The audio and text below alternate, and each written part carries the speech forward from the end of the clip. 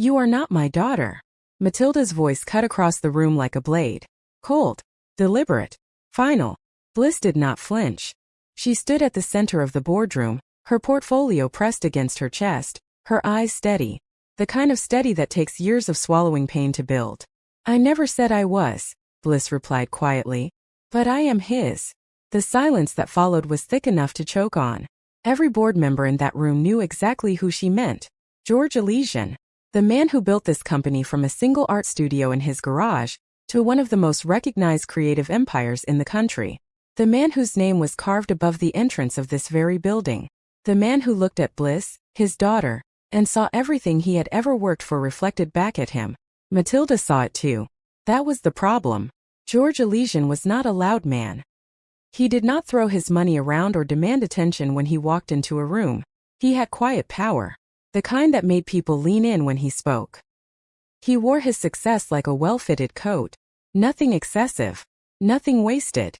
His company, Elysian Arts Group, had spent 15 years redefining luxury, architecture, interior design, fine art curation, branded creative experiences for some of the wealthiest clients in the world. George had built all of it with his hands, his vision, and an unshakable belief that beauty, when done right, could change the way people experienced the world. And Bliss understood that belief better than anyone. She had grown up watching her father sketch at the kitchen table at midnight.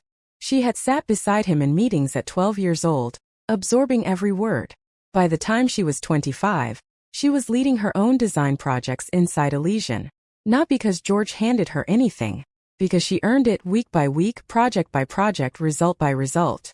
You have your grandfather's eye, George told her once, standing back to study one of her completed installations. A private gallery in Seoul.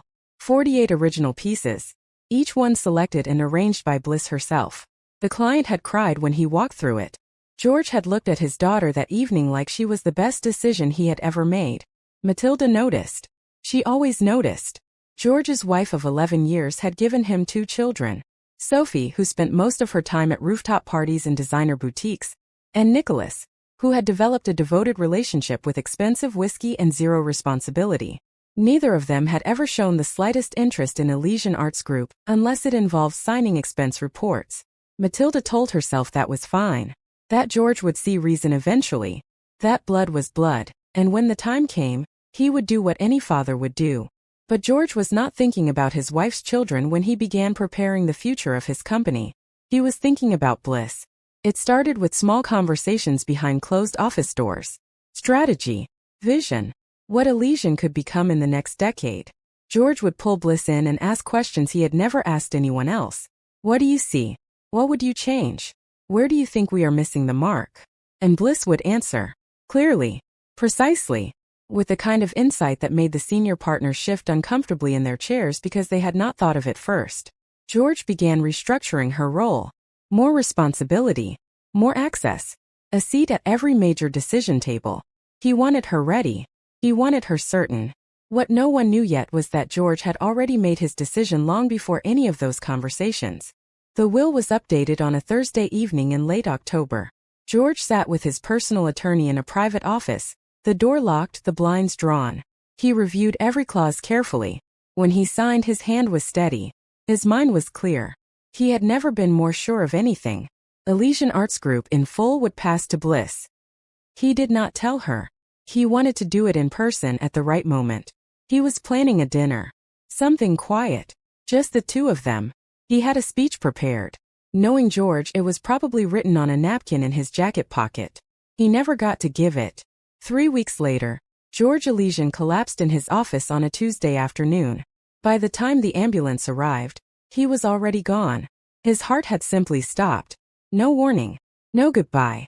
Just a Tuesday afternoon and then nothing. The Elysian family received the news in pieces. First the call. Then the hospital. Then the quiet, suffocating reality of a room that would never feel the same again.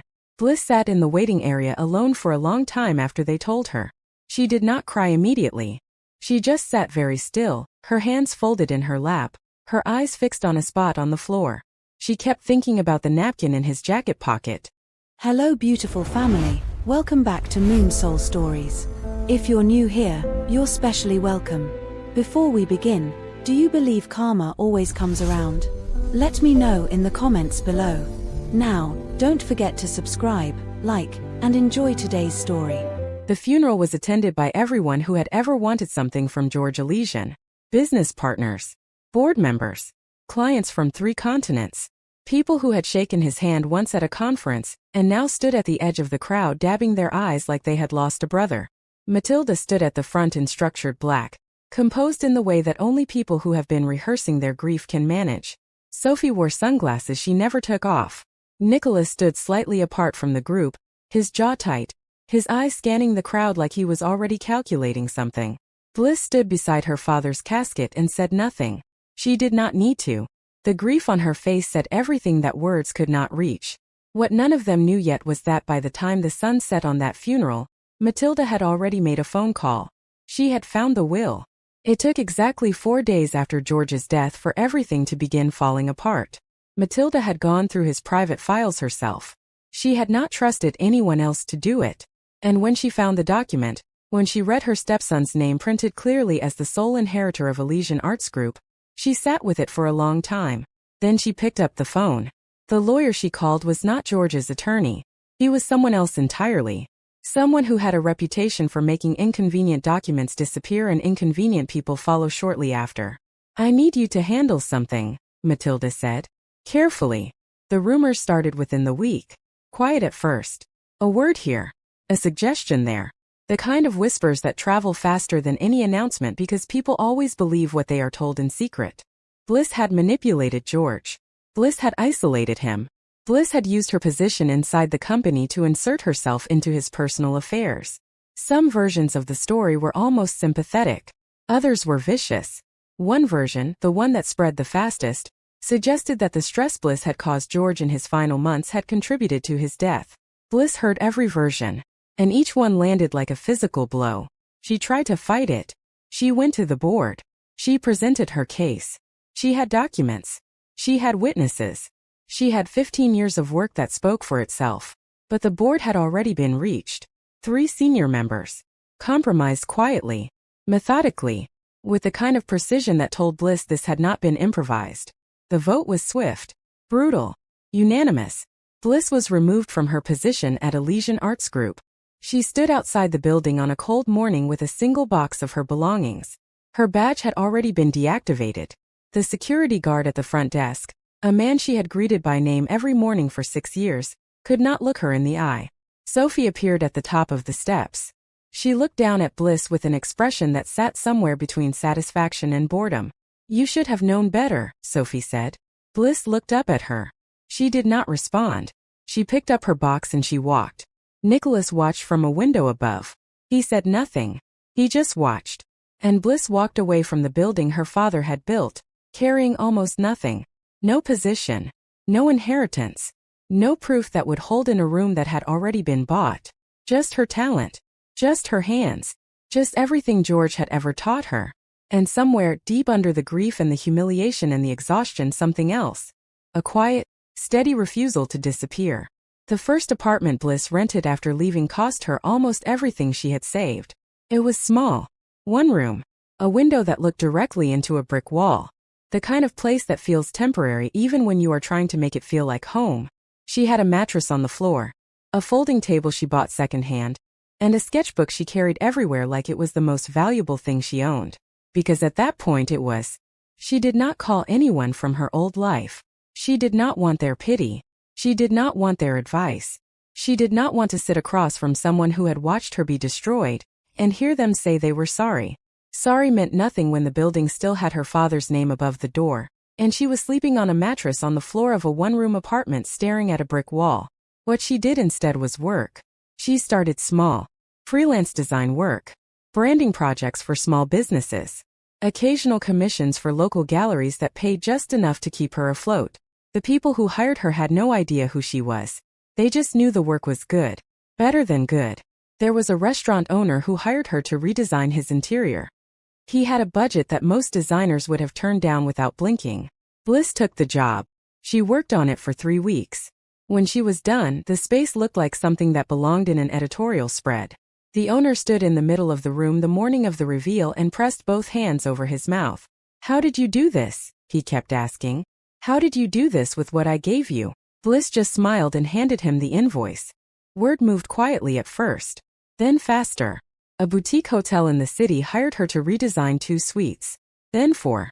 Then the entire lobby. A private collector reached out about a curated art acquisition. Then another.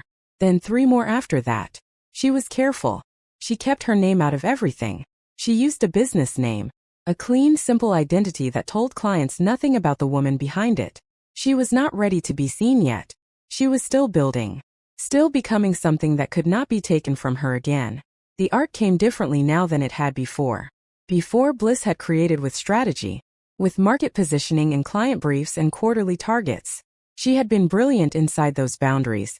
But now, with no boardroom watching, no politics to navigate, no stepmother measuring every achievement with resentment, she created freely.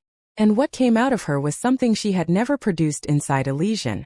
She painted through nights that stretched until sunrise. She designed spaces that felt like they had their own emotional weather. She sculpted installations that made people stop moving entirely when they walked into a room. One piece, a large-scale mixed-media work she completed over the course of 6 weeks, was purchased by a private collector in Paris without him ever meeting her. He simply saw a photograph and wired the money within 48 hours. He asked who the artist was. His contact told him it was someone who preferred to remain anonymous. The collector told his contact to find out. He wanted more. That was when Bliss understood she was ready. Not for revenge. She had made a decision about revenge a long time ago, sitting on that mattress in the one-room apartment, staring at the brick wall in the dark. Revenge required her to keep one eye permanently fixed on the past. And the past, she had decided, was not where she was going. But she was ready to build something real. Something with her name on it, even if the name was protected. Something her father would have recognized. She registered the company quietly. A Friday afternoon. A small office downtown. 2 people present. Her and a lawyer she trusted. The paperwork was filed without ceremony. The company name was chosen deliberately. Lumina Arts International. Light. That was what it meant. And that was what she intended. Lumina did not announce itself. It did not need to. Bliss hired selectively. Artists who had been overlooked. Architects who were brilliant but had never been given the right platform. Designers who had spent years doing work that made other people famous. She found them the way her father had taught her to find talent. Not by looking at their resumes. By looking at what they created when no one was asking them to create anything. She gave them space. Resources. A creative environment that felt nothing like a corporation and everything like a place where serious work could happen. In return, they gave Lumina everything they had. The portfolio that came out of the first 18 months was extraordinary. Private residences across 3 continents. Corporate art installations for global brands. Limited edition design collections that sold out before they were publicly announced. Lumina's work began appearing in the kind of publications that Elysian Arts Group had spent 15 years trying to get into. The art world started asking questions. Who is Lumina? Where did they come from? Who is running this? The answer was always the same. No comment. Meanwhile, across the city, Elysian Arts Group was quietly bleeding out. Matilda had assumed control with confidence. She had the title. She had the building. She had the board members she had purchased and the lawyers who had handled the paperwork.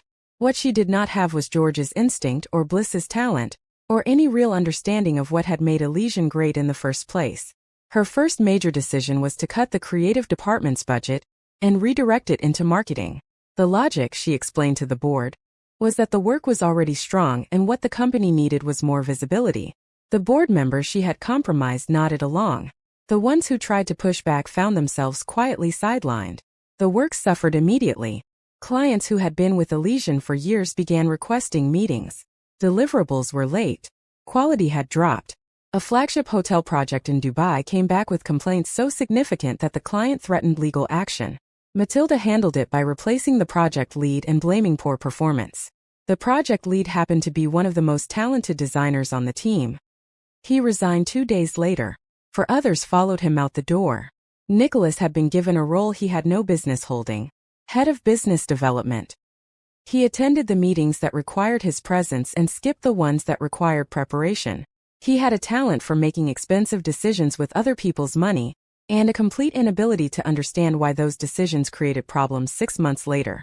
He approved a sponsorship deal with the lifestyle brand that had no alignment with Elysian's market. He signed off on a London expansion at precisely the moment the company needed to be consolidating, not expanding. He expends things that no finance department should have approved, and somehow they were approved anyway. Sophie was not in the building often enough to cause structural damage, but she caused a different kind. She was the face Matilda occasionally pushed forward for press appearances, and Sophie's interviews had a way of making Elysian's existing clients quietly uncomfortable.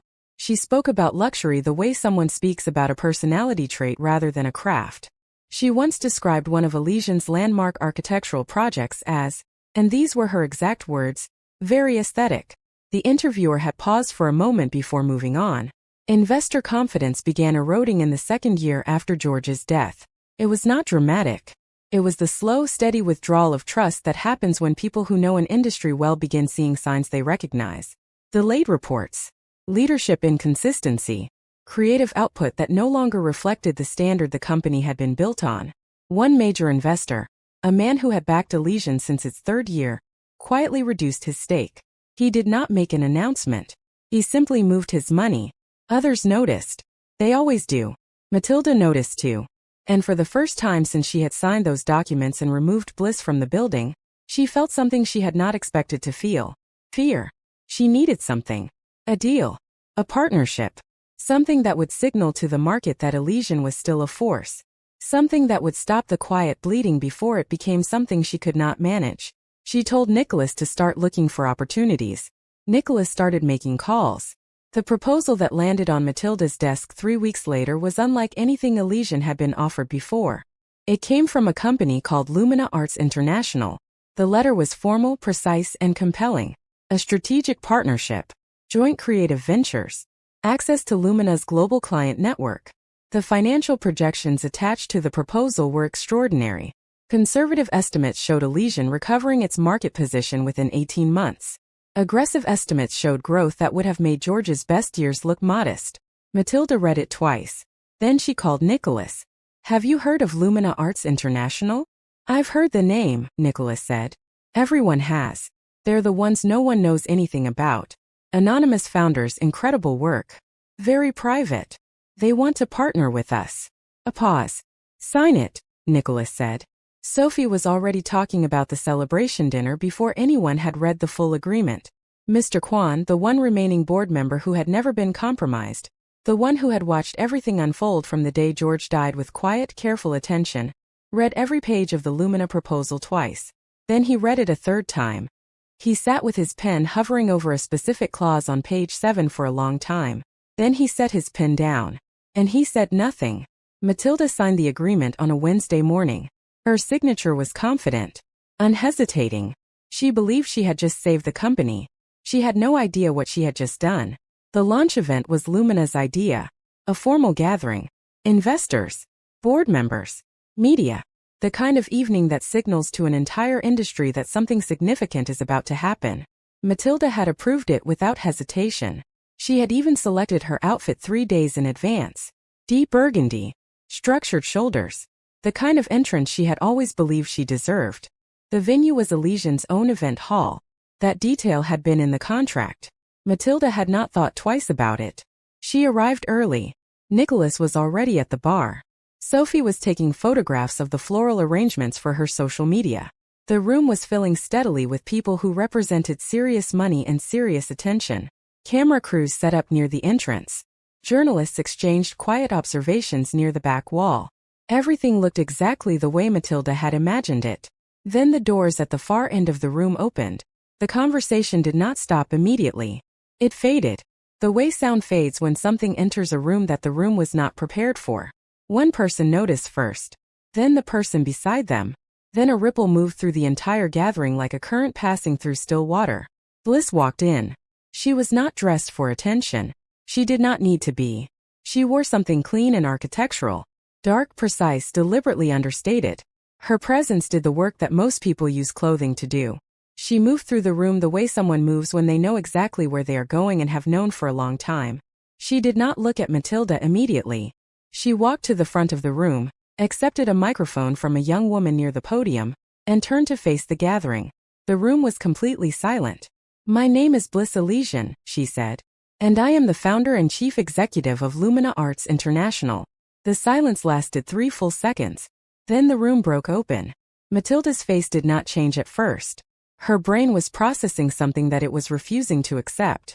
She looked at Bliss, then at the podium, then at the Lumina branding on the screens behind it, then back at Bliss. Her champagne glass stayed halfway to her lips for a moment before she slowly lowered it. Nicholas turned from the bar. His expression moved through confusion, then understanding, then something very close to panic. Sophie stopped mid-photograph. She looked at her phone screen. She looked up. She looked at the screen again. Mr. Kwan stood near the left wall with his hands folded in front of him. He was the only person in the room who did not look surprised. 3 years ago, Bliss continued, her voice steady and unhurried, I was removed from this company, the company my father built, the company I had dedicated my career to. I was removed through false accusations, corrupted processes, and documents that were manipulated after my father's death. She paused. Not for drama, because she needed the room to absorb it. George Elysian left Elysian Arts Group to me. That was his decision. That was his right. And it was taken from me by people who believed that if they moved fast enough and loudly enough, the truth would not be able to keep up. Matilda was on her feet now. This is outrageous. This is absolutely. Someone call our lawyers. Your lawyers, Bliss said calmly, are already aware of the situation. They were contacted yesterday. Mr. Kwan stepped forward then. He had spent 3 years collecting what he needed. Not because he had known what Bliss was planning, but because he was George's oldest friend and because he had watched what happened to that company after George died and he had refused to let it end that way. He had original documentation, George's signed will, authenticated independently, communication records between Matilda and the lawyers she had hired, financial records showing the payments made to 3 board members in the weeks following George's death, correspondence that detailed step by step exactly how Bliss had been removed from her own inheritance. He laid the folder on the table beside the podium. Everything in this file, Mr. Kwan said quietly, is verified. Every signature, every transaction, every date. The room absorbed this the way a room absorbs something it cannot immediately respond to. Journalists leaned toward each other. Investors reached for their phones.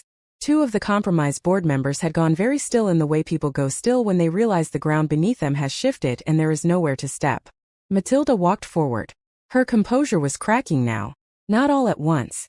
In the controlled, frightening way that composure cracks when someone realizes that the story they have been telling themselves is no longer the story anyone else is believing. You cannot come in here and simply claim. I am not claiming anything, Bliss said. I am presenting what has already been legally established. The partnership agreement you signed 3 weeks ago transferred operational authority of Elysian Arts Group's remaining assets and creative divisions to Lumina Arts International.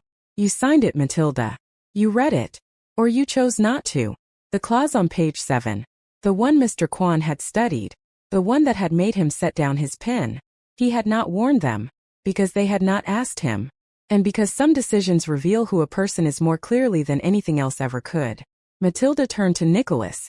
The look on her face was one he had never seen before. Raw and searching and frightened. Nicholas said nothing. There was nothing to say. He had told her to sign it without reading the full terms. He had been so certain it was a rescue that he had not considered it might be something else entirely. Sophie sat down slowly in one of the event chairs. The photographs she had been planning to post from this evening were not going to serve the purpose she had intended. The lawyers arrived within the hour. Not Matilda's lawyers. The independent legal team Bliss had been working with for the better part of a year. Every document was reviewed on site. Every signature confirmed. Every clause explained in precise, unambiguous language to every board member, investor, and media representative who wanted to understand what they were witnessing. It was all legal. Every line, every page, every word. Bliss had not cut corners. She had not manipulated. She had not rushed. She had built this carefully, the way her father had taught her to build anything worth having. With patience. With precision. With a standard she refused to lower even when no one was watching. When security was finally called, Matilda did not go quietly. She stood in the center of the room and looked at Bliss with an expression that was equal parts fury, and something that sat just beneath it. Something older and more complicated. Your father would not have wanted this, Matilda said. Bliss looked at her for a long moment. My father wanted me to have this company. That is the one thing we know for certain. She did not say anything else. She nodded to security, and Matilda was escorted from the building, Nicholas and Sophie following behind her, Sophie's heels clicking unevenly against the floor as she walked. The room watched them go. No one intervened. No one protested. The doors closed. The months that followed were not simple. Rebuilding never is. Bliss moved through Elysian Arts Group the way someone moves through a house that has been left empty too long. Room by room. Decision by decision. She removed the board members who had been compromised. She reviewed every contract signed during Matilda's control. She located the talented people who had been pushed out and she called them personally. Some of them came back immediately. Some needed time. All of them eventually understood that what was being rebuilt was not just a company. It was a standard, a culture, a belief that the work itself mattered more than any of the politics that had accumulated around it. She merged Elysian with Lumina's global network carefully, not aggressively. She wanted the integration to feel like a natural expansion rather than a hostile absorption. She wanted clients to feel continuity alongside growth. She wanted the people inside the company to feel the difference between leadership that used them and leadership that invested in them. The Dubai project that had nearly ended in litigation was reopened. Bliss assigned a new team. She reviewed the brief herself. The revised project was completed 4 months later. The client flew in for the final walkthrough and shook Bliss's hand for a long time without speaking. George always said you were the one, he said finally. Bliss smiled. He was right about most things. Matilda, Sophie, and Nicholas faced consequences that did not arrive with fanfare. There were no dramatic courtroom scenes. No public humiliation beyond what the evening of the launch had already delivered. The legal proceedings that followed were civil, measured, and thorough. Assets were reviewed. Financial irregularities during Nicholas's tenure were documented and addressed. The lifestyle expenditures Sophie had processed through company accounts were itemized and recovered. Matilda lost the life she had constructed, not because Bliss pursued her, but because the structure Matilda had built had always depended on the theft being permanent. Once the truth was established, everything she had placed on top of it came down with it. Bliss did not attend any of the proceedings. She had a company to run. 8 months after the launch event, Elysian Arts Group was named the most respected creative corporation in the industry by 3 separate publications. Lumina's global network had added markets in 4 new countries. A joint architectural project between the 2 companies' merged teams won an international award that George had spent 6 years hoping the company would earn. Bliss accepted the award quietly. She thanked her team. She thanked her father briefly, simply, without performance. And then she went back to work. She took a day off for the first time in 3 years on a Saturday in early spring. She drove to the coast alone. She found a small table at the edge of a beach cafe. The kind of place with weathered wood and salt in the air, and no background music trying to tell you how to feel. She ordered coffee. She ordered cake. Something moist and unhurried. She sat and she watched the water move. She thought about the mattress on the floor of the one-room apartment, the brick wall, the sketchbook, the restaurant owner who had pressed his hands over his mouth and asked how she had done it. She thought about George at the kitchen table at midnight, sketching in the margins of whatever he was reading. She thought about the napkin in his jacket pocket, the speech he never got to give. She had spent a long time being angry about that. And then she had spent a long time letting the anger become something else. Fuel first, then foundation, then finally slowly something she no longer needed to carry. The waves came in and went back and came in again with a kind of patience that has no agenda. She did not hear him approach. She only noticed when a shadow fell across the table and a voice said, gently and without pressure, "Would you mind if I joined you?" Bliss looked up. Sebastian stood there with the easy, unhurried manner of someone who had learned not to rush things that mattered. He had been at the launch event. He had watched everything unfold from the back of the room with the quiet attention of someone who understood exactly what they were witnessing. He had not approached her that evening.